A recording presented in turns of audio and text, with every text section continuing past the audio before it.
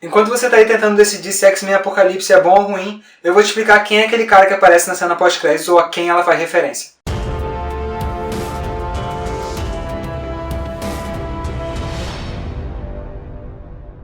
Um dos grandes vilões dos X-Men, o Senhor Sinistro, foi criado pelo roteirista Chris Claremont em 1977, porque ele estava cansado de usar o Magneto e a Irmandade dos Mutantes como inimigos de sempre dos X-Men. A primeira aparição do personagem foi em Uncanny X-Men número 221. Antes de se tornar um vilão, o Senhor Sinistro atendia pelo nome de Nathaniel Essex, um biólogo que viveu na Inglaterra durante a Era Vitoriana e era obcecado pelas teorias da evolução do Charles Darwin. Essa obsessão era tamanha que fez com que o Essex criasse as próprias teorias da evolução para a raça humana, porque ele acreditava que os contemporâneos dele, incluindo o próprio Darwin, estariam limitados por correntes morais e éticas, coisas que a ciência não podia aceitar, e precisaria de alguém que seria capaz de levar a ciência acima desses limites, que no caso era o próprio Essex. My name is Sinister.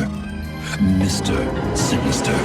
Depois da morte do filho dele, o Essex mergulha cada vez mais nas pesquisas para descobrir que a humanidade está em constante mutação e evolução graças ao que ele chama de fator Essex, que está presente no genoma humano. Quando ele tenta provar a teoria, por usar esses métodos não ortodoxos, ele acaba expulso da Royal Society of London. Depois de perder o financiamento da pesquisa, o Essex contrata os Carrachos, que era um grupo que sequestrava pessoas incomuns nas ruas de Londres e levava essas pessoas para se tornarem objetos de estudo no laboratório do Dr. Essex. Numa dessas tentativas de sequestro, eles acabam topando com um apocalipse disfarçado em Londres e levam o vilão até o Dr. Essex, quem ele vê que tem um potencial muito grande na pessoa e na pesquisa dele.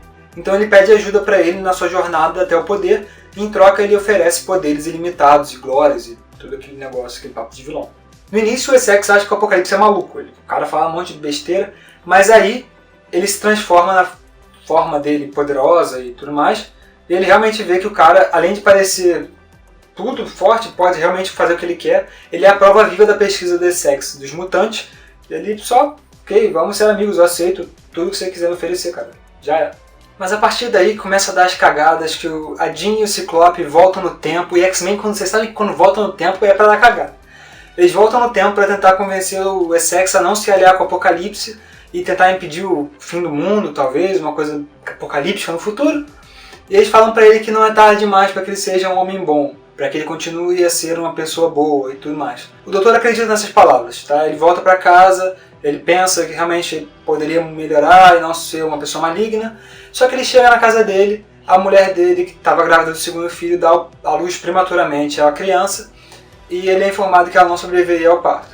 Para piorar a situação, ela tinha descoberto das experiências que ele estava fazendo, que ele tinha usado o filho deles como um objeto de estudo, e ela começa a achar que ele virou um monstro, e aí no leito de morte, nos últimos suspiros, ele vai falar com ela, falar que ainda ama, e ela fala: eu te amei um dia, mas agora você se tornou algo sinistro. Depois que isso acontece, o Essex fica sem rumo, e aí ele decide aceitar a oferta do Apocalipse, e em troca ele recebe uma mutação forçada, o que concede a ele uma vida mais longa, uma força maior, além do normal, e fator de cura. Além disso, como efeito colateral, ele perde qualquer emoção, qualquer sentimento de moral ou ética, que era o que ele queria, e praticamente vira uma pedra, o cara não sente nada.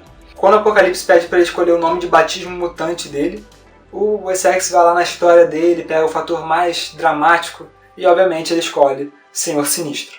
O Sinistro é um personagem que tem uma dificuldade de superar as coisas, ele é muito obcecado, e uma dessas obsessões é pela linhagem da família Summers, que é a linhagem da família do Scott, ou do Ciclope.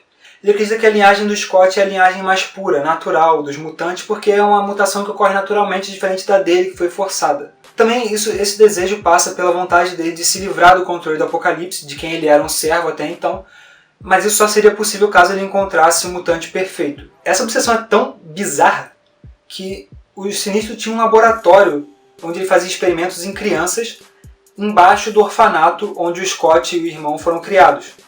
Sério, tipo... Vocês estão ouvindo o sino de pedofilia tocando tão alto que tinha um adulto fazendo experimentos no subsolo do orfanato? E todo mundo achava normal? What the fuck?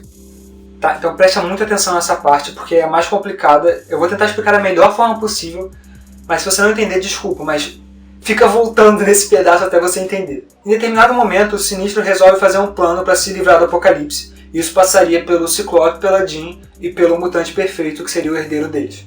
Mas aí a Jean morre, ela é dada como morta e o Sinistro vai e cria um clone dela, Madeline Pryor. Só que o clone não tem poderes, que nem a Jean. Então ele acha que ele fracassou, que não adianta nada. Quando a Jean volta dos mortos, ela não tem tempo de casar com o Ciclope porque ela morre antes. E quando ela morre, a Força Fênix que estava no corpo dela sai e vai buscar um novo hospedeiro. Que hospedeiro melhor do que o clone da Jean? A Força Fênix entra na Madeline, ela ganha poderes e a partir daí o Sinistro vê que ele está apto a realizar o plano dele. Então ele pega as memórias da Jean e coloca no clone. Faz um plano para que o Ciclope, o Scott e a Madeline se conheçam. Os dois se apaixonam, porque óbvio, o Ciclope era apaixonado pela Jean, o clone é a Jean, né? E eles têm um filho. O filho dele se chama Nathan Summers, também conhecido como Cable, que está confirmado em Deadpool 2. Então, conexões. O Cable é um mutante que vai matar o Apocalipse, como o Sinistro precisava, é um mutante perfeito que vai matar o Apocalipse. Só que ele não faz isso da forma como ele esperava, como ele precisava. Então, no final das contas, o plano dele deu certo, mas não deu certo e criou o mutante perfeito. A cena pós-créditos em X-Men Apocalipse sugere que o vilão, por meio da empresa dele, venha usar o sangue coletado dos mutantes para criar o seu próprio exército.